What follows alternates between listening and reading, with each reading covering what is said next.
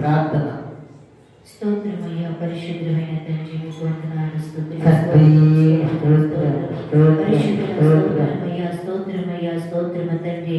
పరిశుద్ధుడు పరిశుద్ధుడు నిత్యము కొనియాడబడుచున్న గొప్ప దేవ, ఈ ఉదయకాల సమయంలో నాన్న మమ్మల్ని ప్రేమించి మాకు ఆయుష్, ఆరోగ్యము, క్షేమము, కృప, కాపుదల, భద్రతనిచ్చి తండ్రి మీ సన్నిధిలోనికి మమ్మల్ని అందరినీ సమకూర్చారు. మీ దయ చొప్పున, మీ సంకల్పము చొప్పున నాన్న మమ్మల్ని అందరినీ మీ సన్నిధికి నడిపించారు. అందరూ బట్టి మీకు స్తుతులు, స్తోత్రాలు. ఏమిచ్చి మీరు తీర్చుకోగలము నాయన. మా శక్తిని బట్టి, మా బలమును బట్టి, మా జ్ఞానమును బట్టి మేము నీ సన్నిధిలో నిలిచి లేవు కానీ ఉచితమైన నీ కృప, నీ కనికరము నాయన, నీ ఉన్నతమైన ప్రేమ ద్వారా, నీ వాత్సల్యము ద్వారా మమ్మల్ని బ్రతికించి తండ్రి మీ సన్నిధికి మమ్మల్ని నడిపించారయ్యా. మనసారా తండ్రి అని మిమ్మల్ని స్తుతించడానికి, మహిమపరచడానికి ఒక్కొక్కరికి మీ కృప చూపినందుకే మీకు స్తుతులు, స్తోత్రాలు నాయన. అయ్యా పాటల పరిచర్య మీరు మహిమకరంగా జరిగించినందుకే స్తోత్రాలు. వాక్య పరిచర్య ద్వారా మీరు మాతో మాట్లాడండి ప్రభువా. నిలబడి ఉన్న మీ దాసుని మీ హస్తాల్లోనే తీసుకోండి. కొలత లేని ఆత్మతో నింపండి ప్రభువా. నేను అభిషేకించి కృపతో నింపి బలపరిచి వాడుకుంటున్నందుకే మీకు స్తోత్రాలు. మీరు ఏదైతే మాతో మాట్లాడనయ్యన్నారు, ఏ ఉపదేశముల ద్వారా మమ్మల్ని బలపరచనయ్యన్నారు, మమ్మల్ని పరిశుద్ధపరచనయ్యన్నారు, అట్టి వాక్కులు మీ దాసుని నోటిని మీరు ఉంచండి ప్రభువా. నీ కృపతో నింపి బలపరుస్తున్నందుకే స్తోత్రాలు. మనిషిని ఆలోచనలు మరుగుపరచండి పరిశుద్ధాత్మ దేవా.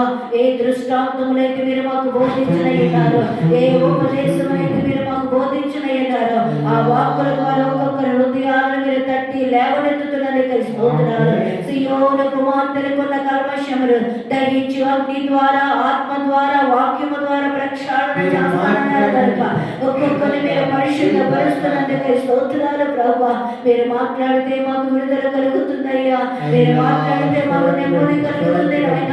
మీరు మాట్లాడితే మాకు నాయన సమాధానము కలుగుతుంది కనుక ఈ రాష్ట్రంలో నుండి మీరు మాతో మాట్లాడండి ప్రభువా. వినగలిగిన చెవినివ్వండి, గ్రహింపగలిగిన ఆత్మనివ్వండి. వాక్యమును అనుసరించి నడుచుకోవడానికి ప్రభువా ఒక్కొక్కరికి మాత్రం మీ కృపణ అభిషేకమును అనుగ్రహించండి ప్రభువాని.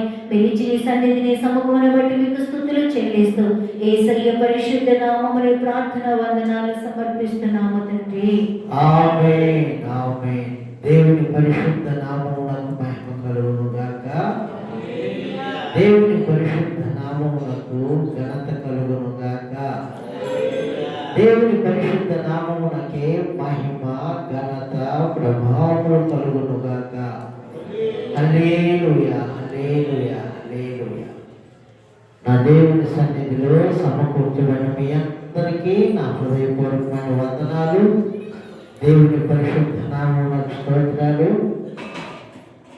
మనము ప్రభువుల వల్ల ఆరాధన గురించి చెప్పుకుంటూ ఆ క్రమంలో తల మొదలుకొని శుద్ధీకరణ గురించి మనం చెప్పుకుంటూ ఉన్నాము.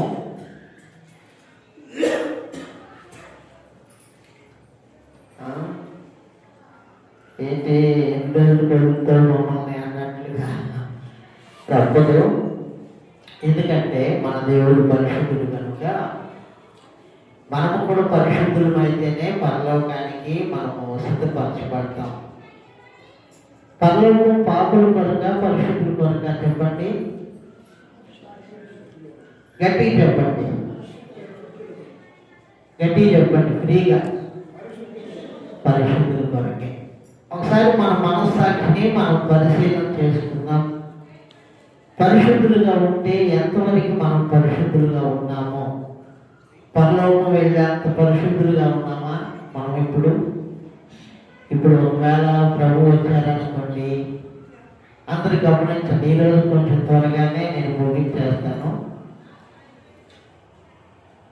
ఇప్పుడు ఒకవేళ ప్రభు వచ్చారనుకోండి, 2000 సంవత్సరాల క్రితం అని చెప్పారు కదా, ఇదిగో నేను త్వరగా వచ్చుతున్నానని చెప్పారు కదా. మీరు అనుకున్న గడిలో నేను వస్తాను, మీరు సిద్ధంగా ఉండమని చెప్పారు కదా మనం పుట్టక ముందే. ఒకవేళ ఈరోజు సాయంత్రం ప్రభువారు వచ్చేది అనుకోండి, ఇప్పుడు ఎంతబడేటట్లుగా మన జీవితాలు ఉన్నాయా?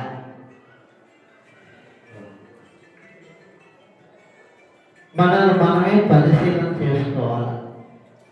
ఉన్నాయా లేవా? మరి లేకపోతే ఎట్లా పరలోకం వెళ్తాం చెప్పండి? అప్పుడు మనం సిద్ధపడాలి కదా. సిద్ధపడటం న్యాయమా కాదా? న్యాయమా కాదా? ప్రభువు ఏమంటున్నారు? నేను పరిశుద్ధుడు కనుక మీరు కూడా పరిశుద్ధులై ఉండండి అంటున్నారు. ఇప్పుడు ఆయన పరలోకాన్ని సిద్ధపరుస్తుంది పరిశుద్ధుల కొరకే చెప్పి వెళ్ళారు. ఇది కష్టమైన పని కాదు. మనకి ఇష్టం లేకపోవటం వలన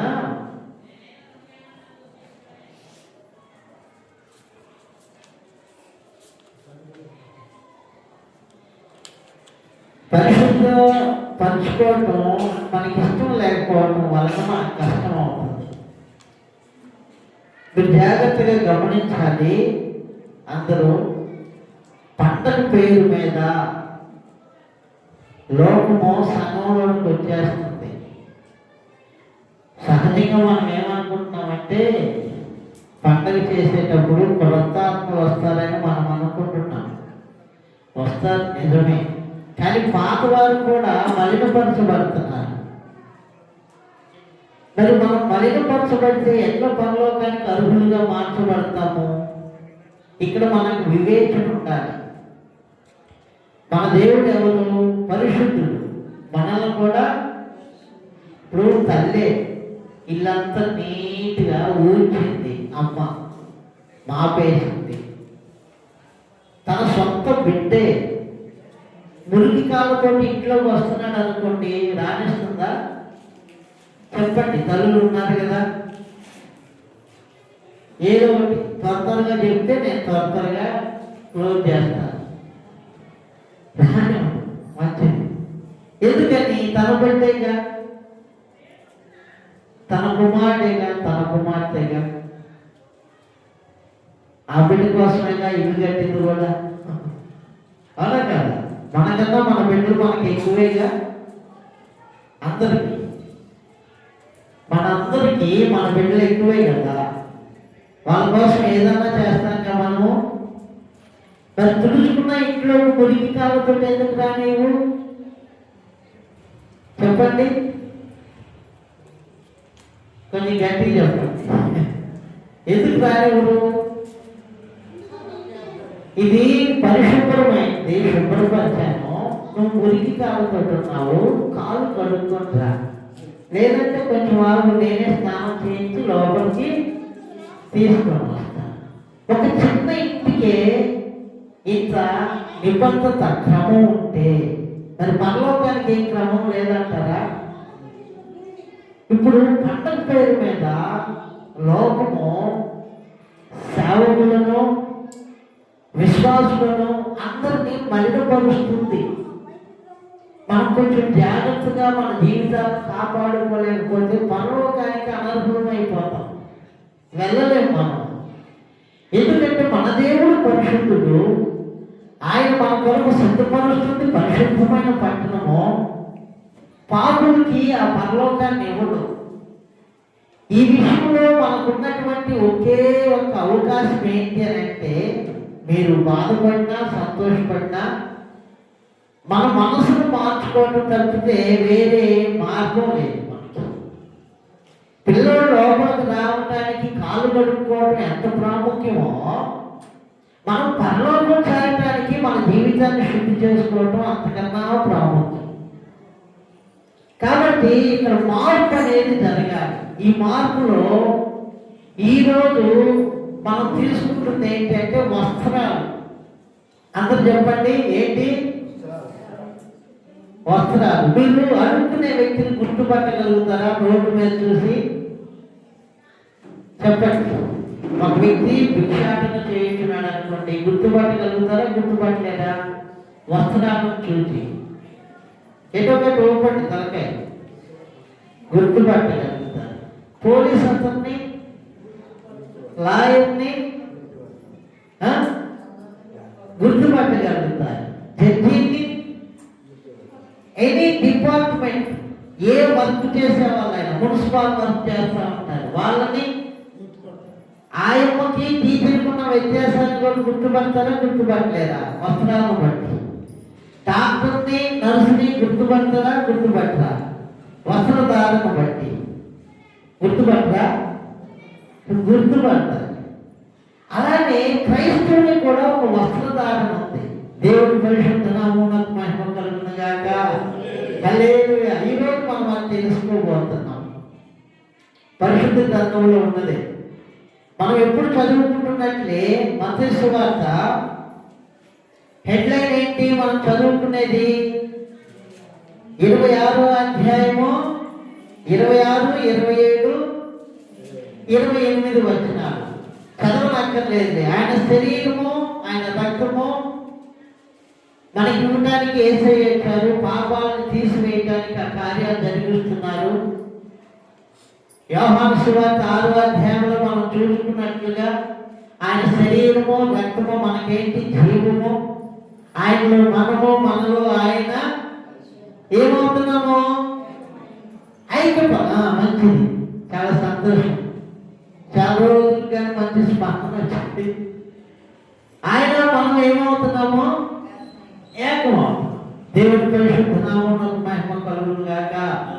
మరి దానికి వస్త్రాలకి ఏం సంబంధం అని మనం అనుకోవచ్చు. కానీ ఇక్కడ ఉంది సంబంధం. మీరు చూడండి, ఒక సందర్భాన్ని గుర్తు చేస్తున్నారు ప్రభువారు. మత్తయి సువార్త 22వ అధ్యాయం. మత్తయి సువార్త 22వ అధ్యాయము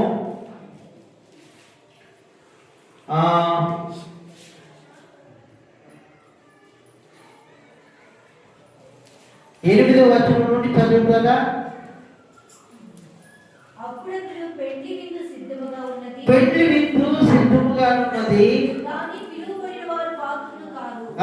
కనుక రాజమార్గములకు పోయి మీకు కనబడిన వారందరినీ పెండ్లి విందులకు పిలువడని తన దాసులతో చెప్పాను. ఆ దాసులు రాజమార్గములకు పోయి వారిని మంచి వారిని తమకు కనబడిన వారిని అందరినీ పోగు చేసింది. కనుక విందుకు వచ్చిన వారితో ఆ పెండ్లి చాలా మందిని పిలిచారు. మంచి పెండ్లి విందు. ఈ పెండ్లి విందుకి కొందరిని పిలిస్తే వాళ్ళు నిరాకరించారు. పిలిచిన వారిని కొట్టారు, కొందరిని చంపేశారు. అయితే ఇక్కడ కొందరికి దేవుడు అవకాశం ఇచ్చారు. రాజుగారు అవకాశం ఇచ్చారు. ఈ పిలిచినటువంటి పిలుపును అందుకొని పెండ్లిశాల ఫంక్షన్ హాల్ ఏమైపోయిందంటే నిండుకుంది. 11వ వచనం చూస్తారా? రాజు కూర్చున్న వారిని చూడ లోపలికి వచ్చి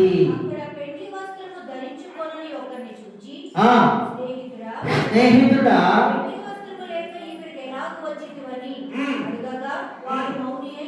చాలు, ఒక్క నిమిషం ఆగుదాం.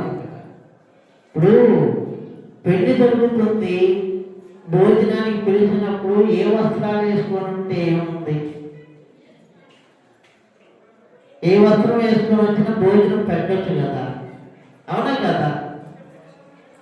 అవునా కదా? ఏదో చెప్పండి, పెట్టచ్చా పెట్టకూడదా? కానీ యేసయ్య విధానం అలా లేదు. యేసుక్రీస్తు ప్రభువారి విధానం ఎలా ఉందంటే, పెళ్లి విందులో పాలు పొందాలంటే పెళ్లి వస్త్రాలు వేసుకొని రావాలంటే. పెళ్లి వస్త్రాలు రాజుగారే ఇస్తున్నారు. మనకి పెళ్లి వస్త్రాలు ఉండాలి. దేవుడి పరిశుద్ధ నామమునకు మహిమ కలుగును గాక.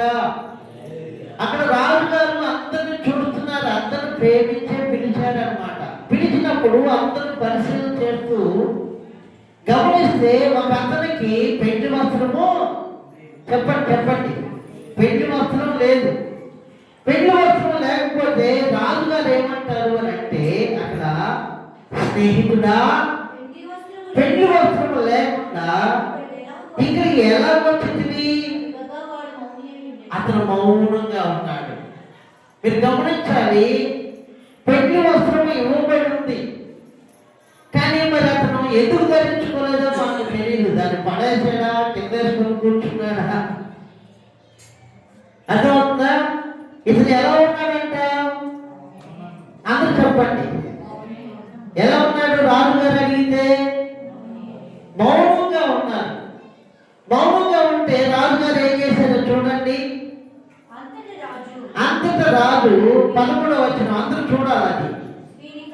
వీని కాళ్ళు చేతులు కట్టి వెలుపటి చీకటిలోనికి త్రోసివేయుడి. అక్కడ ఏడ్పును పండ్లు కొరుకుటయు ఉండునని. ఇప్పుడు భోజనం పెట్టడానికి పిలిచినటువంటి దేవుడు వస్త్రముల గురించి ఎందుకు అడుగుతున్నాడు అంటే, క్రమము అనేది క్రైస్తవ్యానికి ప్రాముఖ్యమైనది. క్రమము మన దేవునికి చాలా చాలా చాలా చాలా ప్రాముఖ్యమైనది. క్రమంలో లేకపోతే అదేమవుతుందంటే అక్రమం అవుతుంది. ఆదాము హవ్వలు పండును తిన్నప్పుడు వారు వస్త్రాలను కోల్పోయారు. ఇప్పుడు యేసుక్రీస్తు ప్రభువు యొక్క శరీరాన్ని రక్తాన్ని మనం తీసుకోవాలి అంటే పరిశుద్ధమైనటువంటి వస్త్రాలను మనం ధరించుకోవాలి. దేవుడి పరిశుద్ధ నామమునకు మహిమ కలుగును గాక. హల్లెలూయా. సంఘానికి ఒక చక్కని శ్రేష్టమైనటువంటి వస్త్రాన్ని ఇస్తున్నాడు. ప్రకటన గ్రంథము చూడండి. ప్రకటన గ్రంథము 19:8.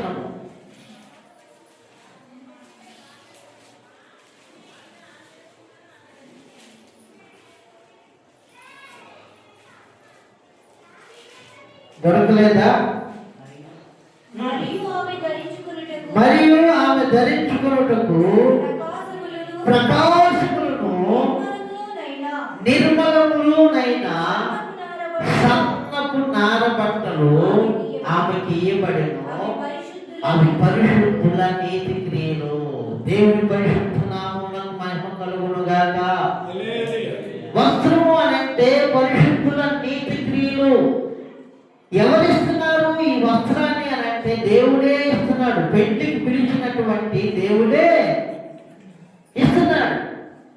మరి దీన్ని మనం జాగ్రత్తగా కాపాడుకోవాలి. దీన్ని ఎవరు పట్టుకోవడానికి అర్హులు అని అంటే జయించిన వారు. ప్రకటన గ్రంథం 3వ అధ్యాయము 4-5 వచనాలు చూడండి. ప్రకటన గ్రంథము. అయితే తమ వస్త్రములను అమ్మా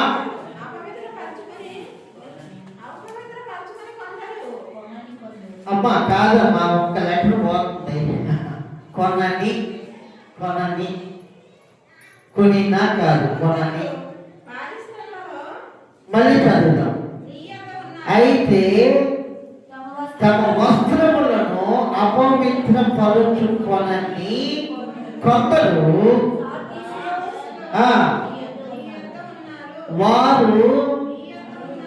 వారు అర్హులు గనుక తెల్లని వస్త్రములు ధరించుకొని, అందులో తెల్లని వస్త్రములు ధరించుకొని నాతో కూడా అంటే దేవునితో కూడా ఏం చేస్తారు? సంచరించగలరు. మరి ఎవరికయ్యా ఈ తెల్లని వస్త్రము అని అంటే 5వ వచనం చూడాలి మీరు. జయించువాడు ఇది ఆలోచించండి. జయించిన వాడు అలాగున తెల్లని వస్త్రములు ధరించుకొనును. జయించిన వాడు దేనిని జయించిన వాడు? లోకాన్ని జయించిన వాడు, పాపాన్ని జయించిన వాడు, శాతాన్ని జయించిన వాడు, శరీరేచ్ఛను జయించిన వాడు, సమస్త అపవిత్రతను జయించిన వాడు. ఈ పెళ్లి విందుకు పిలిచినటువంటి రాజుగారు ఇచ్చారే వస్త్రము, ఆ వస్త్రాన్ని ధరించుకోవడానికి అర్హులు. ఎవరైతే ఈ వస్త్రాన్ని ధరించుకుంటున్నారో వారు మాత్రమే పెళ్లి భోజనం చేయడానికి కూడా చెప్పండి ఏం పట్టించుకోవట్లేదే మీరు? అర్హులు. కాబట్టి మనం ఏం చేయాలి అంటే జయించేదానికి మన మనసును సిద్ధపరచుకోవాలి. ఏం జయించాలి అంటే దేవుని మనసును ధరించుకునేదానికి మనం ఇష్టపడాలి. అప్పుడు లోకాన్ని నువ్వు జయించగలుగుతావు. ఒక అతను ఉన్నాడు, లూకా సువార్త చూడండి. సాతానుడు ఎప్పుడైనా కానీ క్రైస్తవులు ఏం చేస్తాడు చేస్తాడనంటే వస్త్రాలను మలినపరుస్తాడు, వస్త్రాలను దోచుకుంటాడు. లూకా సువార్త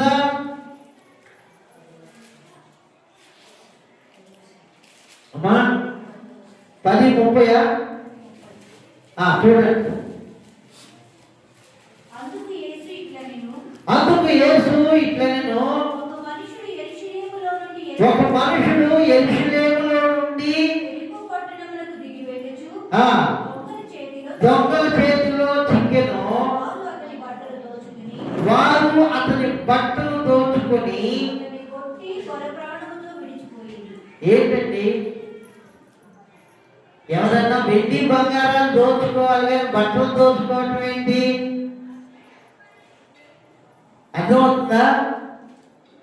అంటే ఒక వ్యక్తిని దిగంబరుడుగా చేస్తే ఆ వ్యక్తి ఎక్కడికి వెళ్ళలేడు.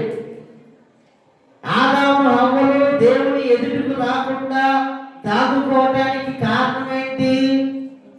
కొంచెం చెప్పండి అమ్మా,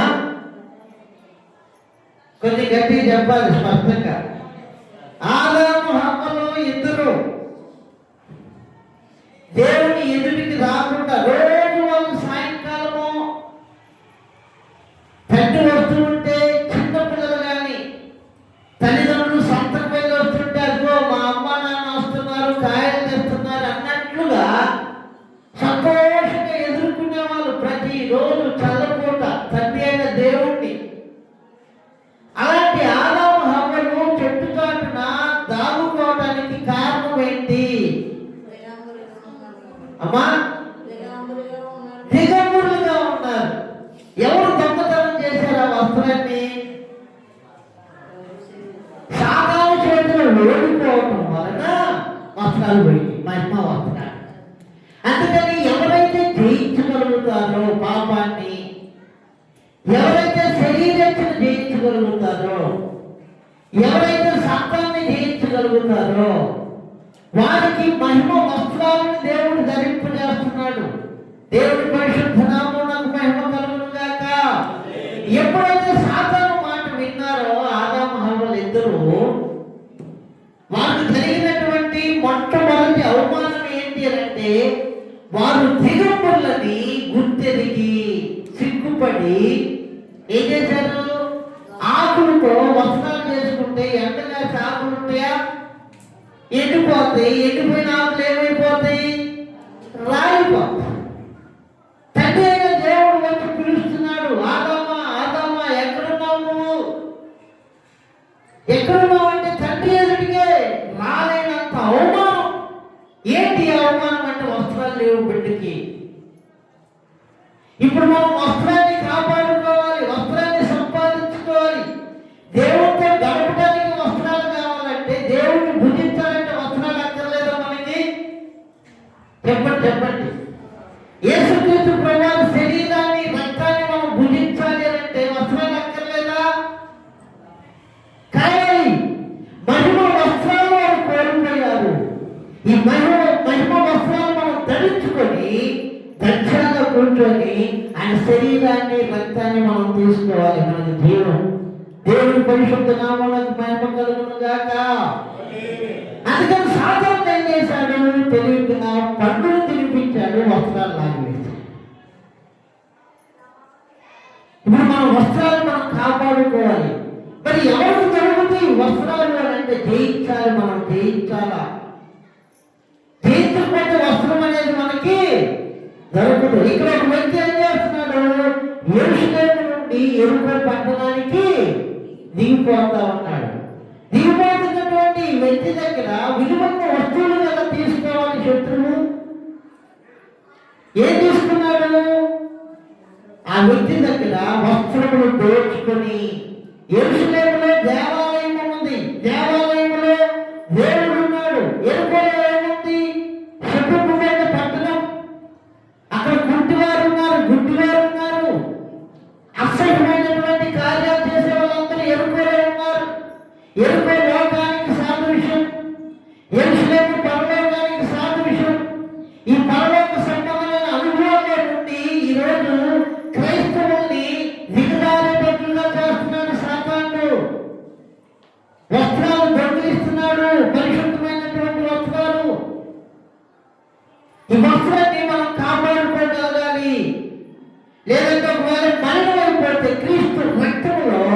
వస్త్రాలు ఉతుక్కోవాలి, మనము తెలుపు చేసుకోవాలి. దేవుని పరిశుద్ధ నామమునకు మహిమ కలుగును గాక. హల్లెలూయా. అందుకే ప్రారంభంలో ఏం చేశాడంటే ఒక పశువును వధించి, జాలి కలిగిన దేవుడు, ప్రేమస్వరూపి అయిన దేవుడు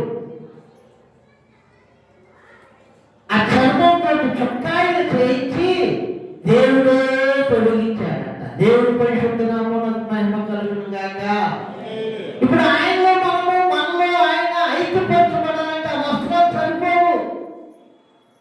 మరి ఏ వస్త్రాలు కావాలి? ఏ వస్త్రాలు కావాలి? ప్రకాశములను నిర్మలములైన సన్నపు నార వస్త్రములు, అవి ఆమెకి ఇవ్వబడును. అవి పరిశుద్ధుల నీతి క్రియలు. స్నేహితుడా, ఆ వస్త్రం ఏం చేశావు నువ్వు? సమాధానమే లేదు. ఎలా ఉన్నాడు స్నేహితుడు? మౌనంగా ఉన్నాడు. మౌనంగా ఉంటే మౌనం పరిష్కారమా? రాజుగారు ఏం చేశారు? వీటి కాళ్ళు చేతులు కట్టి వెలుపటి చీకట్లో పడవేయండి. మీరు గమనించండి, ఈ పరిశుద్ధమైన వస్త్రం మనకుందా లేదా? సాతాను దొంగిలిస్తూ ఉన్నాడు. ఈ శరీర సంబంధమైన వస్త్రాలు కూడా మనకంటూ ఒక ఇది ఉంది, ఎలా పడతారో మనం వేసుకోకూడదు. క్రైస్తవులు లోకానికి క్రమాన్ని నేర్పించేవాళ్ళు. జెఫన్యా గ్రంథంలో రాయబడింది, 1వ అధ్యాయం 8వ వచనము. సార్ చూడండి. యెహోవా ఏర్పరిచిన బలిదినమందు ఆ అధిపతులను రాజకుమారులను ఆ అన్య దేశస్థుల వలె వస్త్రములు వేసుకుని వారందరినీ నేను శిక్షించి అద్దుకో. దొరికిందా మీకు? బైబిల్లో చూడండి. జెఫన్యా గ్రంథము, పరిశుద్ధ గ్రంథములో నుండి జెఫన్యా గ్రంథము 1వ అధ్యాయము 8వ వచనము. దొరికిందా? గమనించండి. ఏంటంటే మళ్ళా చదవండమ్మా. యెహోవా ఏర్పరిచిన బలిదినమందు. ఎవరు ఏర్పరిచారు బలి? ఎవరో బలి? అమ్మా, ఎవరో బలి? యేసుక్రీస్తు ప్రభువారు. యెహోవా ఏర్పరిచినటువంటి బలిదినమందు ఇదిగో క్రీస్తు మన పస్కా పశువు వధింపబడ్డాడు. కొరింథీ పత్రిక 5:7 ఉంటుంది ఈ మాట. యెహోవా ఏర్పరిచిన బలిదినమందు అధిపతులను అన్య దేశస్థుల వలె వస్త్రములు వేసుకుని వారిని శిక్షిస్తాను. మరి ఎలా వేసుకోవాలి? దేవుని బిడ్డలాగా వేసుకోవాలి. దేవుని పరిశుద్ధ నామమునకు మహిమ కలుగును గాక. మన వస్త్రధారణ ఎలా ఉండాలి అంటే దేవునికి తగినట్లుగా ఉండాలి. అలా ఉండకుండా కాస్త అటు ఇటు అయినా కానీ ఆ బలిదినమందు ఆయన ఏం చేస్తున్నాడంట? మీరు చెప్పట్లేదే, శిక్షిస్తున్నాడు. మరి బలి నేర్పించింది ఎవరి కొరకు? మన కొరకే కదా? మన కొరకేనా కదా? మన కొరకే. సరైన వస్త్రధారణ లేకపోవడం వల్ల శిక్ష కలుగుతుంది. ఇక్కడ స్నేహితుడు అన్న వ్యక్తికి అదే కదా కలిగింది. ఏం చెప్పట్లేదు ఎవరు. రాజుగారు కూర్చున్న వారిని చూడ లోపలకు వచ్చి, స్నేహితుడా, పెళ్లి వస్త్రము లేక ఇక్కడికి ఎలాగూ వచ్చింది. వాడు మౌని అయి ఉండగా ఏం చేశాడు దేవుడు? రాజుగారు ఏం చేశారు? వీటి కాళ్ళు చేతులు కట్టి వెలుపటి చీకటిలోనికి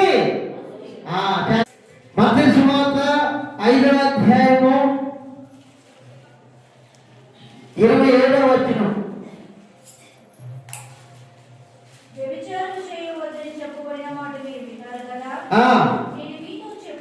నేను మీతో చెప్పున్నదేమనగా, ఒక స్త్రీని మోహం చూపుతో చూచు ప్రతివాడు అప్పుడే తన హృదయం ఆమెతో వ్యభిచారం చేసిన వాడగును. ఒక వ్యక్తి పాపం చూపు చూస్తున్నాడు అని అంటే కారణం ఆకర్షణీయంగా ఉంటేనే చూస్తాడా, ఆకర్షణీయంగా లేకపోయినా చూస్తాడా? అమ్మా చెప్పాలి మీరు. ఆకర్షణీయంగా ఉంటేనే చూస్తాడు కాబట్టి లోక సంబంధమైనటువంటి ఆకర్షించే విధానంలో దేవుని బిడ్డలు ఉండకూడదు. అది ఎంతవుతుందా? ఒకవేళ నువ్వు లోకస్తుల వలె, యెఫన్యా 1:8 అదే చెప్పింది, లోకస్తుల వలె వస్త్రధారణ వేసుకునే వారందరినీ నేను బలిదినమందు శిక్షిస్తా. మళ్ళా చదువు ఆ మాట, ఇక్కడికి వద్దాం. యెఫన్యా గ్రంథము 1:8 యెహోవా ఏర్పరిచిన బలిదినమందు అధిపతులను రాజకుమారులను అన్య దేశస్తుల వలె, దేవుని బిడ్డ కాకుండా ఇతరులు ఎవరైనా అన్యులే, అన్య దేశస్తుల వలె వస్త్రములు వేసుకున్న వారందరినీ నేను శిక్షిస్తాను. మన దేవునికి తగినట్టుగా మన వస్త్రధారణ ఉండాలి. అప్పుడు మన బిడ్డలు కూడా అదే నేర్చుకుంటారు. మనం పరిశుద్ధులుగా ఉండాలి. ఎందుకంటే మనం పరిశుద్ధులైనటువంటి దేవుని బిడ్డలమే. మనం ఎవరి బిడ్డలమే? ప్రతి డిపార్ట్మెంట్కి ఒక వస్త్రధారణ ఉంది. నర్సరీ అంతా దాని భాగ్యం అంతా, దానికి కూడా యూనిఫామ్ ఉందా లేదా? ఆ యూనిఫామ్ కాస్త అటు ఇటు అయితే యూనిఫామ్ తీసుకోకపోతే అప్పటిదాకా ఆపండి అంటారు, స్కూల్కి పంపించుకుంటా. నర్సరీ పెద్ద విషయమా? మరి మరణమైన మహిమ కలిగిన రాజ్యంలో మనం ప్రవేశించాలి అంటే మన వస్త్రాలు ఎలా ఉండాలి? దేవునికి తగినట్లుగా, దేవుడు చెప్పినట్లుగా ఉండాలి. దేవుడు పరిశుద్ధ నామమునకు మహిమ కలుగును గాక. దేవుని ఎవరైతే వెంబడిస్తారో వారే క్రైస్తవులు. దేవుని పరిశుద్ధ నామమునకు మహిమ కలుగును గాక. హల్లెలూయా. కాబట్టి మన వస్త్రధారణ మన దేవునికి తగినట్లుగా ఉండాలి. ఆయన బలైపోయాడు కదా నీకోసం, ఆయన బలైపోయాడు కదా మన కోసం. ఆయన శరీరాన్ని రక్తాన్ని తీసుకునేటప్పుడు మనం దీనులుగా ఉండాలి కదా, తన మనసును ధరించుకోవాలి కదా. అలా లేనప్పుడు అది ప్రమాదం, శిక్షిస్తానంటున్నాడు. ఆయన శరీరాన్ని రక్తాన్ని మనం భుజించాలంటే మనం కూడా దీనులు కావాలి. ఎక్కడో ఇటలీ దేశం నుండి వచ్చినటువంటి ఆవిడ ఫార్మరు మదర్ తెరీసా గారు ఏం బట్టలు వేసుకుంటున్నారండి? ప్రపంచంలో ఎంతటి గనులున్నా కానీ ఆమెను అక్కడ పెడితే గుర్తుపడతారా, గుర్తుపట్టరా? చెప్పండి. మదర్ తెరీసా గారు తెలుసా? తెలిస్తే చేయకపోండి. మదర్ తెరీసా గారు తెలీదా? కొంతమంది లేపట్లేదు చేతులు. సినిమా యాక్టర్లు అయితే తెలుసు కదా, సీరియల్. మదర్ తెరీసా గారు వస్త్రధారణ ఎలా ఉండింది? దైవ బిడ్డకి అనుగుణంగా ఉందా లేదా? దీనత్వం క్రీస్తు యొక్క గుణగణాలని హృదయంలో పెట్టుకొని దానికి తగినట్లుగా పైన వస్త్రధారణ కూడా అలానే ఉంది. దేవుడి పరిశుద్ధ నామమునకు మహిమ కలుగును గాక. హల్లెలూయా. కొంతమంది అంటారు హృదయంలో ఉండాలి కానీ బట్టలు ఏముందండి అని అంటారు. హృదయంలో ఉన్నదాన్ని బట్టి బయటికి కనబడింది, అవునా కదా? హృదయంలో ఏది ఉంటే అదే బయటికి కనబడేది. హృదయంలో లేనిది బయటికి కనబడుతుందా? ఇప్పుడు నేనే ఉన్నాను అనుకోండి, ఒక గల్ల టీషర్ట్ వేసుకొని, బొగ్గులు చుక్క పెట్టుకొని, బొడ్లో కత్తి పెట్టుకొని వాక్యం చదువుతున్నాంటే బాగుంటుందా? ఎందుకు బాగుండదు? ఆ గుర్తులన్నీ దొంగోడి, అవునా కదా? అంటే దొంగోడిని కూడా గుర్తుపట్టగలుగుతున్నాం ఈ రోజుల్లో. అలా వేసుకోవాలంటే నీ మనసు నువ్వు జయించగలగాలి. దేవుని పరిశుద్ధ నామమునకు మహిమ కలుగును గాక. మన మనసును మనం జయించకపోతే యేసయ్య లాంటి వస్త్రధారణలోకి మనం రాలేము. జయించిన వారు తెల్లని వస్త్రాలను ధరించుకొని యుగాలు ఆయనతో పాటు సంచరిస్తూ ఉంటారు. మీకు సంగతి చెప్పాలి, పరలోకంలో నా వైపు చూడండి, తెల్ల డ్రెస్ తప్పితే వేరే డ్రెస్సే లేదు, వేరే కలరే లేదు. నమ్ముతారా మీరు ఆ మాట? అందుకే ఇప్పటి నుంచి కొంచెం అలవాటు చేసుకోండి. ఆదివారం ఉన్న కాస్త తెలుపుండే వేసుకోండి.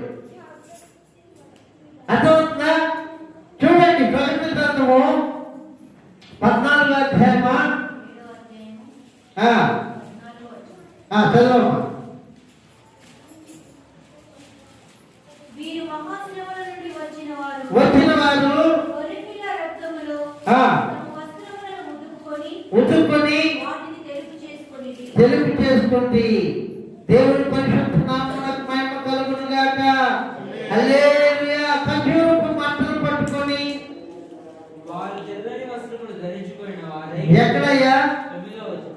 ఆ అటు తర్వాత నేను చూడగా ఇదిగో ప్రతి జనములో నుండి ప్రతి వంశములో నుండి ప్రజలలో నుండి ఆ ఆయా భాషను మాట్లాడే వారి నుండి ఎవడునూ లెక్కింపజాలనంత ఒక గొప్ప సమూహము కనబడెను. వారు తెల్లని వస్త్రములు అమ్మా పరలోకంలో ఉండే డ్రెస్ కొంచెం మనసు పెట్టాలి. ఇక్కడ నుంచి మీరు మనసు కుదుర్చుకోండి. మామూలు టైంలో మీ ఇష్టం ఏమి చేసుకోండి. ఆదివారం రోజు ఒక యూనిఫామ్ లాగా కొంచెం కొద్దిగా తెలుపు ఉండేటట్లుగా మీరు ప్రయత్నించండి. ఎందుకంటే మీరు ఒకవేళ పొరపాటున పరలోకం వస్తే మీకు ఉండేది వైట్ డ్రెస్. మీకు బోర్ పెట్టి వేరే కలర్ అంటే కుదరదు, అక్కడ లేవు. ఇది ఒక ఘనత. దేవుని పరిశుద్ధ నామమునకు మహిమ కలుగును గాక. హల్లెలూయా. 19వ అధ్యాయము 14వ వచనం కూడా చూడండి. ప్రకటన గ్రంథం. పరలోకమందున్న సేనలు శుభ్రమైన తెల్లని నారబట్టలు ధరించుకొని తెల్లని గుర్రములను లెక్కి దేవుని పరిశుద్ధ నామమునకు మహిమ కలుగును గాక. ఇప్పటికీ పరలోకమును గురించి ఇదిగో నా వైపు చూడండి. భక్తుడైనటువంటి యోహాన్ గారు దర్శనంలో చూస్తున్నారు. పరలోకంలో ఉన్నవారు జయించిన వారు ఏ వస్త్రాలు ధరించుకొని ఉన్నారు? ఏ రంగు? ఇప్పుడు పరలోకం రావాలంటే ఏ రంగు ఇష్టపడాలి మనము? ఎప్పుడన్నా వేసుకున్నారా అసలుకి ఒకసారి అన్నా?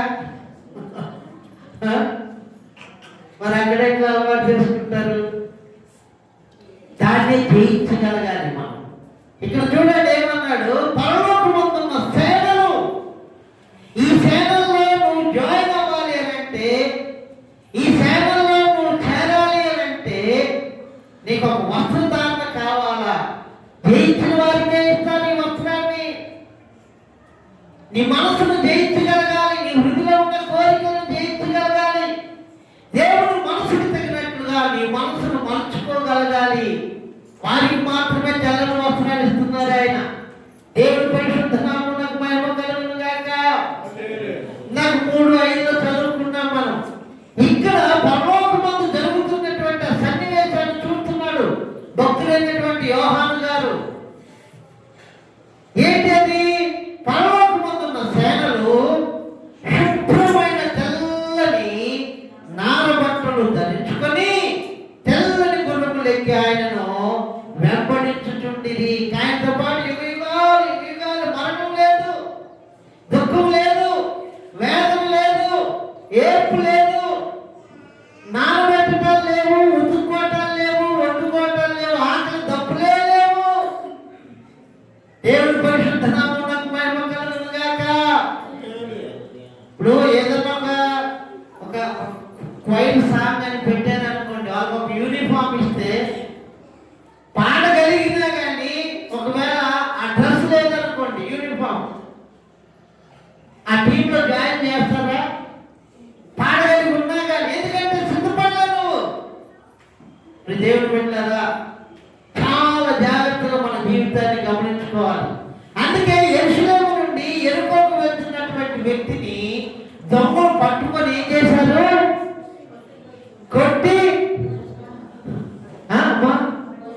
బట్టలు దోచుకున్నారు. బట్టలు ఎందుకు బట్టలు దోచుకున్నారంటే, బట్టలు లేకపోతే విందు లేదు, విందు లేకపోతే జీవము లేదు, జీవము లేకపోతే జయము లేదు, జయము లేకపోతే పరలోకం లేదు. ఇంత లింక్ ఉంది. అందుకని మన హృదయాన్ని మనం పరిశీలన చేసుకొని ఈ వస్త్రాన్ని మనము కాపాడుకోవాలి. తిమోతికి రాసినటువంటి 1వ పత్రిక 2వ అధ్యాయము 9వ వచనం. మరియు స్త్రీలు అనుకోని స్వస్థ బుద్ధియు గలవారై ఉండి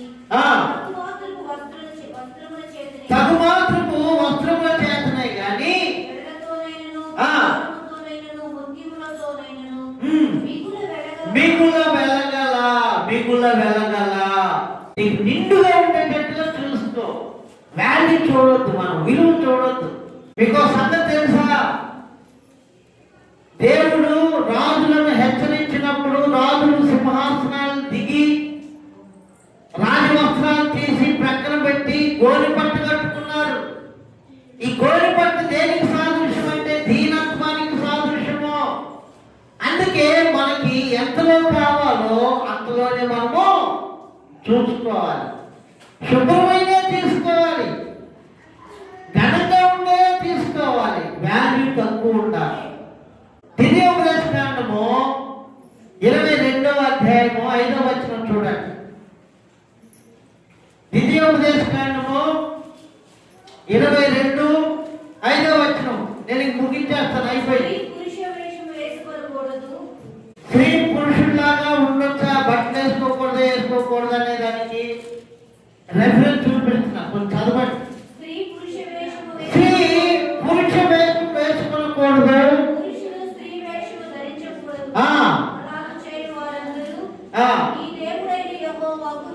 అందులో ఇందాక పెళ్లి వస్త్రం లేకపోతేనే చీకట్లో పడేయమన్నాడు. అర్థమైందా? ఇప్పుడు స్త్రీలు పురుష వేషం వేసుకొని పురుషులు స్త్రీ వేషం వేసుకుంటే యెహోవాకు ఏమవుతున్నారు? యెహోవాకు హేయమైన క్రియ. నీ వస్త్రధారణ ఘనంగా ఉండాలి, నీ బిడ్డల వస్త్రధారణ ఘనంగా ఉండాలి. బలైపోయాడు యేసయ్య. యెహోవా బలిదిన మందు ఏమన్నాడు అక్కడ? యెహోవా ఏర్పరిచిన బలిదిన మందు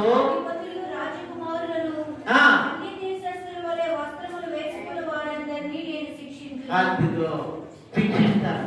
రాజులకు రాజు, ప్రభువులకు ప్రభు మన కొరకు బలైపోయాడు. కోపడట్లేదండి, మళ్ళా కోపడ్డా ఆయన. ఏమన్నాడు? స్నేహితుడా నాలంటాడు అనుకో, కోపడేదన్నా బుద్ధి లేదా అంటాడు. ఆయన అలా అనట్లేదు. నాకెందుకంటే సరిగ్గా చెప్పి నాకెందుకు హై బీపీ అనవసరంగా చెప్పాను వినలేదు. ఈ స్నేహితుడిని తీసుకెళ్ళి ఎక్కడ పడేయమంటాడు? బప్తిస్మాంత రాండి, అయిపోయింది. ఎక్కడ? 22వ అధ్యాయం మత్తయి సువార్త 22:11-12 వచనాలు. రాజు కూర్చున్న వారిని చూడ లోపలికి వచ్చి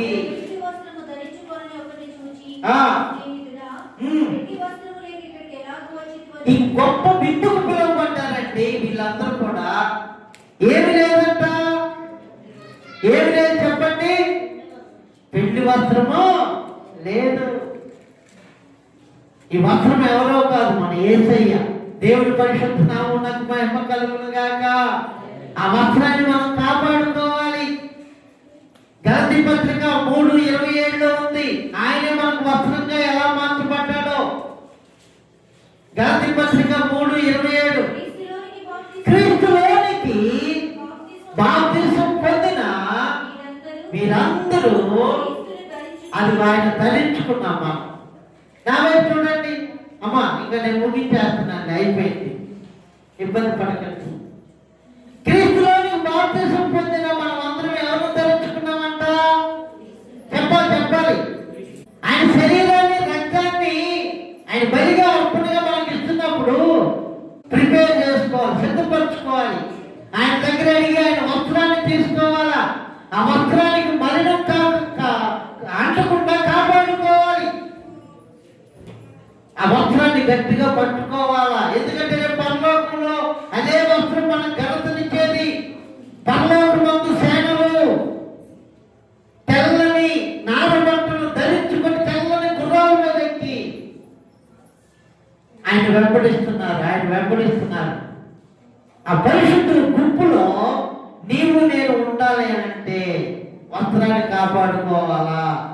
లోక సంబంధమైన వస్త్రాలు వేసుకోవాలంటే ఈ వస్త్రం ఉండిద్దండి. ఇప్పుడు నేను జీన్ ప్యాంటు టీషర్ట్ వేసుకున్నాను అనుకోండి, ఈ వస్త్రాలు ఉంటాయా నా మీద? ఉండవా? ఉండు. ఇవి వేసుకున్నాను కాబట్టి అవి లేవు. దేవుడిచ్చే వస్త్రాలు మనం వేసుకున్నప్పుడు లోక సంబంధమైన ఉండు. లోక సంబంధమైన నువ్వు వేసుకుంటున్నావంటే దేవుడిచ్చే ఉండవు. ఒక యూనిఫామ్ సెట్ చేసుకో. ఆయన సన్నిధికి వచ్చేటప్పుడు చక్కగా ఆత్మీయంగా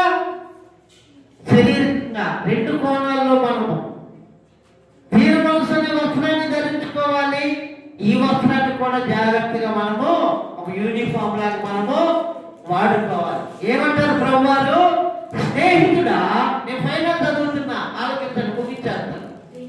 పెళ్లి వస్త్రం లేక ఇక్కడికి ఎలాగో వచ్చిందని అడుగుగా, అదుగో మీరెట్లో మౌనంగా ఉన్నారో అతను కూడా మౌనంగా ఉన్నాడంట. ఆశ్చర్యం ఏంటంటే మనకు ఒక అవకాశం ఉంది, ఊపిరుందిగా, మనకి ఊపిరుంది, బ్రతుకున్నాం కాబట్టి ఒక అవకాశం ఇచ్చాడు దేవుడు. అయ్యా తెలుసు తెలియక ఇలా ఉన్నాను, నా బ్రతుకుని శుద్ధి చేయండి, నాకు ఒక మంచి వస్త్రాన్ని దయచేయండి అయ్యా. ఎవరికి ఇచ్చాడు? ప్రకటన గ్రంథం 19:8లో చూశాం కదా, ఆమె ధరించుకున్నట్టుకు ప్రకాశములను నిర్మలమునైన సన్నపు నార వస్త్రములు ఆమెకి ఇవ్వబడిను, అవి పరిశుద్ధుల నీతి క్రియలు దేవుడే ఇస్తున్నాడు. మనం మౌనంగా ఉన్నాం అనుకోండి, అది ప్రమాదం కదా, సిద్ధపడాలి. అలా సిద్ధపడిన వారే ఆ పెళ్లి విందులో పాలు పొందుటకు అర్హులు. ఆ విందులో పాలు పొందినప్పుడు ఆ విందు మనకి జీవాన్ని ఇస్తుంది. జీవం ద్వారా శత్రువుని జయించగలుగుతాం, మనం లోకాన్ని జయించగలుగుతాం, పాపాన్ని జయించగలుగుతాం, మలినాన్ని జయించగలుగుతాం, ఆయనతో పాటు చేరి యుగయుగాలు మనం జీవిస్తాం. దేవుని పరిశుద్ధ నామమునకు మహిమ కలుగును గాక. కాబట్టి ఈ వారము మనం నేర్చుకున్నది ఏంటి చెప్పండి? ఏం కావాలి మనకి? మన వస్త్రాలు ఎలా ఉండాలి? ఇందాక జకరియా గ్రంథం అన్నాను, అక్కడ కొంచెం మలినం ఉంటేనే ఆపేసేసాడు సాతాను. ఒకసారి చూసుకొని వద్దామా? ఒకటి జకరియా గ్రంథం 3వ అధ్యాయం, ఒక్క మాట, ఇంకా ఎక్కువేం లేదు.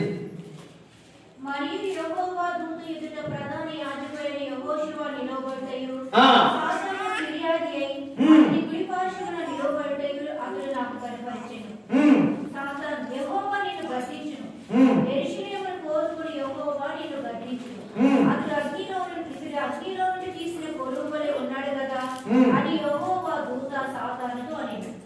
యెహోషువ మలిన వస్త్రములు ధరించిన వాడై సముఖములో నిలవబడి, యాజకుడైన యెహోవా కొంచెం మలిన వస్త్రాలు ధరిస్తే సాతాను ఏమంటాడు తెలుసా? నా వైపు చూడండి, నేను క్లోజ్ చేశాను.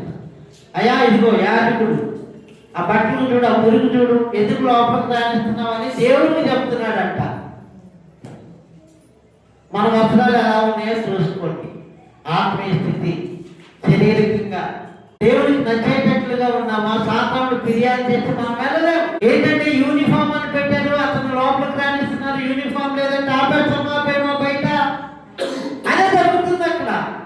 నీవు నేనెంత, మనం ఎంత ప్రాణం ఉన్నప్పుడే మన జీవితాన్ని మనం దిద్దుకోవాలి, చక్కపరుచుకోవాలి. యేసయ్య రక్తం ఉంది, ఆయన రక్తంలో మన జీవితమైన వస్త్రాన్ని ఉతుక్కోవాలి, తెల్లగా చేసుకోవాలి. నిత్యరాజ్యానికి మనము సిద్ధపడాలి. దేవుడి పరిశుద్ధ నామమునకు మహిమ కలుగును గాక. దేవుడి ఘనమైన వాక్కులను మన అంతరంగాలు స్థిరపరిచి భద్రపరిచి నెరవేర్చును గాక. చక్కగా మోకరించి విన్న వాక్యాన్ని బట్టి చిన్న ప్రార్థన చేసుకుందాం. ఎవరు అనాలోచనగా ఉండకండి దయచేసి. అతను మౌనంగా ఉన్నాడు కదా, వెలుపడి చీకట్లో పడేశారు, తీసుకుని వెళ్ళి దేవుడు బిడ్డ, మన ప్రాణం ఉందంటే మనం మారటానికి దేవుడు మనకు ఒక అవకాశాన్ని ఇచ్చాడు. మనం అనాలోచనగా ఉండకూడదు. క్రీస్తులోనికి బాప్తిసం పొందిన మనం అందరం క్రీస్తుని ధరించుకున్నాం. క్రీస్తు గుణగణాలు కనపడాలి. కలుమస్మరణ ప్రార్థన చేయండి. ఎవరు అటు ఇటు చూడకండి దయచేసి. దేవుడి సన్నిధిలో మనం వినయ భయభక్తులు కలిగి ఉండాలి. ప్రార్థన చేయండి, ప్రార్థన చేయండి. స్వరమెత్తి చేయడమ్మా, మీ స్వరాలు వినబడాలి. అయ్యా స్వరాలు వినబడినట్లుగా ప్రార్థన చేయండి. దైవ సంబంధమైన విధానాల్లో సిద్ధపడేదానికి దేవుడికి అప్పగించుకోండి. జీవాధిపతి మహామహిమ కలిగిన మా గొప్ప తండ్రి, మీకు స్తోత్రాలు. నీ బిడ్డలకు నాకు మాకు బోధించిన మీ మాటలు బట్టి స్తుతులు చెల్లించుకుంటున్నామయ్యా. లోకస్తులు బలేనైనా నా తండ్రి మేము ఉండకనైనా, లోకస్తుల వస్త్రధారణ వలె వస్త్రధారణ ఉండకనైనా, ఇదిగో సంఘమునకు మీరు అనుగ్రహించినటువంటి పరిశుద్ధమైనటువంటి అయా శుభ్రమైనటువంటి తెల్లని నారబట్టలు ధరించుకొని పరిశుద్ధమైన గుంపులో నాయన చేరి యుగాలునైనా మీతో పాటు సంచరించినట్లుగా ఒక్కొక్కరి వస్త్రాలను నాశనయుడు ఏసునామములో మీరు పరిశుద్ధపరచుదురుగా. బిడ్డల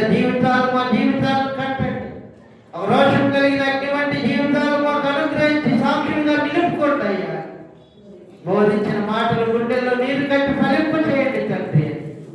నజరేయుడైన యేసు నామములో ఈ ప్రార్థన స్తుతులు సమర్పిస్తున్నాను తండ్రి. ఆమేన్.